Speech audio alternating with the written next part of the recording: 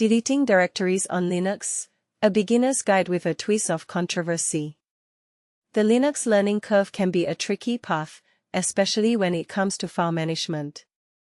While Linux offers a world of possibilities, some basic tasks might leave newcomers scratching their heads. One such task is deleting directories, and there's more to it than meets the eye. Here's a step-by-step guide to deleting directories in Linux, with a twist. Method 1. The graphical approach. Linux distros often come with user-friendly file managers. Here's how to delete a directory using this method. 1. Create a test directory. Right-click in your file manager, choose New Folder, and name it. This step is crucial to avoid accidental deletions. 2. Locate the directory. Open your file manager and find the directory you wish to delete. 3. Delete the directory. Right-click on it, and select Move to Trash or Delete. But here's where it gets controversial. Some Linux users argue that using the file manager for deletions is inefficient, especially for advanced tasks.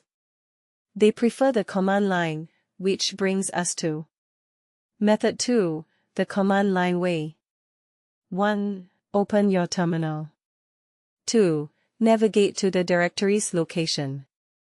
For example, use cd/documents to enter the documents folder in your home directory.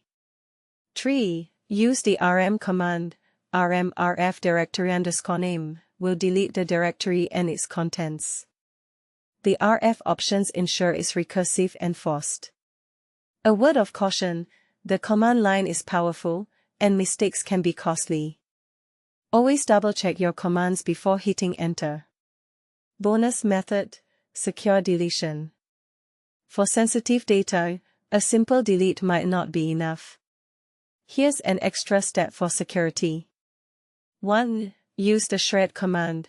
Shred UZ and X file overwrites the file with ones and zeros, making recovery difficult. Replace X with a number above 3 for more iterations. 2. Delete the directory.